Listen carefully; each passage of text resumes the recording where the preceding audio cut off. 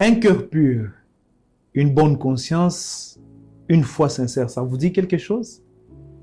Faisons le test à travers l'enseignement d'aujourd'hui et bienvenue à Vie Nouvelle avec votre serviteur, le pasteur Yves Monebatou de l'église Vie Nouvelle en Jésus-Christ. La Bible nous dit dans 1 Timothée, chapitre 1er, du verset 5 au verset 6, le but du commandement, c'est une charité venant d'un cœur pur, d'une bonne conscience et d'une foi sincère. D'un cœur pur, d'une bonne conscience et d'une foi sincère. Quelques-uns, s'étant détournés de ces choses, se sont égarés dans de vains discours. Gloire au Seigneur. La Bible recadre les choses. La Bible nous dit que l'objectif de tout ce que nous faisons, aller à l'église, prêcher, écouter la parole de Dieu, prier, les commandements, tout ce que nous avons, a une finalité. Quelle est cette finalité? L'amour. Comme 1 Corinthiens 13 nous décrit l'amour. L'amour n'est pas envieux, l'amour pardonne, l'amour supporte. L'amour ne se réjouit pas du mal. 1 Corinthiens chapitre 13. Mais ici, l'apôtre Paul recadre quelque chose de très important. Il dit, il ne suffit pas juste de présenter cet amour. Cet amour que nous présentons vient de quelque part. La Bible dit, le véritable amour auquel les commandements de Dieu nous mènent, la parole de Dieu nous guide, c'est une charité, un amour qui vient d'un cœur pur, d'une bonne conscience et d'une foi sincère. Remplissez-vous ces trois conditions de ce que vous appelez amour chez vous. Jésus-Christ dit, un bon arbre ne peut pas produire de mauvais fruits. Un mauvais arbre ne peut pas produire de bons fruits. Tel l'arbre, tels sont aussi les fruits. Quand vous dites que vous produisez l'amour envers les bien-aimés, et cela vient d'un cœur pur. Comment est votre cœur? La Bible nous dit, le but du commandement, c'est d'aboutir à un amour, une charité émanant d'un cœur pur. Dieu veut que nous ayons un cœur pur, un cœur lavé de toute souillure, un cœur lavé de tout péché, un cœur repentant, un cœur lavé par le sang de Jésus-Christ. De nos jours, beaucoup expriment un soi-disant amour, puisqu'il n'est pas un bon, et cela vient d'un cœur rempli de jalousie. Alors, cœur rempli de jalousie, cœur rempli de médisance, cœur rempli de rancune, il ne peut pas y avoir un amour vrai. Un amour vrai émane toujours d'un cœur pur. Quel est l'état de votre cœur aujourd'hui? Voilà pourquoi nous nous entretuons. Pourquoi? Ce que nous développons au dehors, ce que nous montrons, vient en fait d'un cœur qui n'est pas pur. Jésus dit, tel fruit, tel arbre. Un bon arbre ne peut jamais donner du mauvais fruit. Un cœur transformé donne un cœur pur, donne un amour vrai. Quel est l'état de votre cœur aujourd'hui? Pouvez-vous faire cette analyse? Christ veut transformer votre cœur. Il veut transformer votre vie. Mais il veut vous débarrasser de cette rancune qui vous habite, de ce manque de pardon qui est dans votre cœur. Et c'est seulement cela que vous serez capable d'aimer véritablement. Mais si vous êtes rempli de blessures, de rancunes, de manque de pardon, il est impossible de parler de véritable amour. Voilà pourquoi nous ne sommes pas sincères. Voilà pourquoi nous nous empoisonnons. Pourquoi des jalousies dans des cœurs. Un soi-disant amour, une soi-disant charité, mais qui ne vient pas d'un cœur pur. Véritable charité, il faut que le cœur soit pur. Mais la Bible ajoute une autre chose. D'une bonne conscience, bien-aimée. Beaucoup ont des problèmes. Leurs consciences sont chargées. Et du reste, la Bible dit qu'ils se laissent aller dans des vains discours. des vaines justifications, beaucoup d'explications, beaucoup de jugements. Pourquoi? Accusés par leur conscience, des consciences lourdement chargées. La Bible nous parle des pharisiens qui ont amené cette femme surprise en flagrant délit d'adultère. Et ils l'ont amené, maître, que devons-nous faire de cette femme? La loi nous dit que de telles femmes doivent être lapidées. Regardez déjà dès le départ, quand nous lisons dans le Deutéronome, quand nous lisons dans la loi de Moïse, Dieu exigeait à ce que l'homme et la femme soient lapidés. Mais eux, mesquins dans leur pensée, ils ont amené juste la femme. La question qu'a posée une fois un prédicateur, où était l'homme? Hypocrites que nous sommes des fois.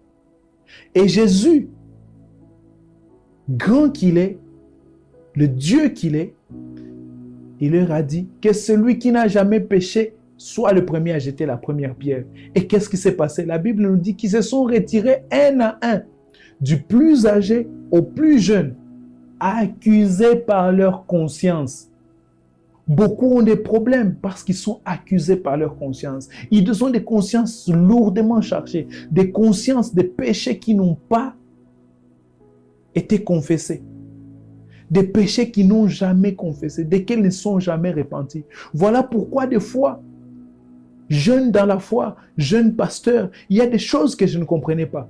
Des gens à qui j'ai confié des responsabilités, je ne comprenais pas, mais on a confié à telle maman tel département, on lui a confié telle responsabilité à l'église. Qu'est-ce qui se passe? Tel frère, il n'arrive pas à assumer ses responsabilités. Et je bénis le Seigneur pour mon père spirituel qui m'a dit une fois, en fait, ce sont leurs consciences qui les accusent. Ils sont accusés par leur propre conscience. Et cela m'a ouvert les yeux. Et vous allez voir des frères qui sont lents à faire des choses à l'église. Ils n'arrivent pas à faire des choses. Ils sont accusés par leur conscience. Des sœurs qui étaient zélées, mais d'un coup, ils se retirent. Qu'est-ce qui se passe? Accusés par leur propre conscience. Une des manières de nous libérer, d'avoir une conscience lavée, une bonne conscience, c'est de vivre une vie où nous vivons une véritable repentance, où nous confessons nos péchés. La Bible dit dans le livre de Proverbes que celui qui cache ses iniquités ne prospère pas, il ne s'affranchit pas. Vous voulez avoir une conscience libre, confessez vos péchés. Devant Dieu, devant les hommes. Quand nous sommes accusés par notre conscience, nous ne vivons pas dans la plénitude de la liberté en Christ. Avez-vous une conscience chargée aujourd'hui? Christ veut vous libérer. Christ veut que vous viviez avec une bonne conscience, une conscience qui ne se reproche de rien, parce que vous avez posé les bons actes. Et pour finir, la Bible parle d'une foi sincère, pas d'une foi hypocrite, pas d'hypocrisie, bien-aimés. Nous sommes des fois remplis d'églises avec des gens qui ne sont pas sincères. Dieu veut que vous soyez sincères. Sincères dans ce que vous faites. Sincère dans vos voies, sincère dans votre profession de foi. Sinon, quand vous n'avez pas un cœur pur, vous n'avez pas de bonne conscience et vous n'êtes pas sincère dans votre foi, dans votre marche avec le Seigneur, la Bible dit qu'ils se sont détournés de ces choses et se sont égarés dans des vains discours. Vous voyez des gens qui sont toujours là à critiquer, toujours là à avoir du mal de tout le monde, toujours là à avoir une correction à faire, toujours là à donner des jugements. En fait, ils sont juste lourdement chargés par leur conscience. Et des fois, nous voulons tout couvrir par des vains discours, par des vaines pensées. Laissons-nous transformer par la parole de Dieu. Avez-vous une conscience chargée? Repentez-vous et repentez-vous sincèrement. Avez-vous un cœur pas pur? Demandez que le Seigneur vous pardonne. Lui seul, par le sang versé à la croix de Golgotha, peut transformer nos cœurs. Et de moins en moins, si nous avons des cœurs purs, de bonne conscience, des foi sincères, de moins en moins nous aurons des empoisonnements dans nos églises. De moins en moins nous aurons cette hypocrisie qui est devenue monnaie courante dans nos églises. De moins en moins nous aurons des gens qui quittent nos églises parce qu'ils ne savent pas voir Christ en nous. Ma prière pour vous aujourd'hui, bien-aimés, c'est que vous présentiez cet amour, mais cet amour qui vient d'un cœur pur, d'une bonne conscience, et d'une foi sincère. Et c'est seulement comme cela que vous vivrez la plénitude de cet amour. Vous vivrez, excusez-moi, la plénitude de votre foi. Vous vivrez pleinement et librement votre vie en Christ. Que le Seigneur vous bénisse. Et sachez que seul Christ peut vous rendre libre. Prions ensemble. Seigneur, je viens te présenter mes bien-aimés, chargés dans leur conscience pour des péchés non confessés, des cœurs pas purifiés. Seigneur, je sais que par ton sang, tu purifies. Par ta parole, tu sanctifies, Seigneur Jésus-Christ. Merci encore pour ce travail que tu as accompli ce soir. Merci pour cette transformation véritable que tu es en train d'opérer dans la vie de plusieurs à travers cette émission, Seigneur. Je te bénis, je te glorifie, Seigneur, parce que toi seul, Jésus-Christ, tu as accompli cela. Que toute la gloire te revienne, toi qui nous utilises comme des instruments de la bénédiction, Seigneur, pour plusieurs et pour ta seule gloire. Au nom puissant de Jésus-Christ. Amen. Je bénis le Seigneur, nous bénissons le Seigneur pour cette transformation, pour ce manque d'hypocrisie, pour cette hypocrisie qu'il a ôtée de votre vie à travers cet amour qui vient d'un cœur pur, d'une bonne conscience et d'une foi sincère. Ne manquez pas de nous suivre, de suivre Vie Nouvelle en Jésus-Christ, où nous sommes transformés par Christ, pour Christ, avec votre serviteur, le pasteur Yves Monebato de l'église Vie Nouvelle en Jésus-Christ.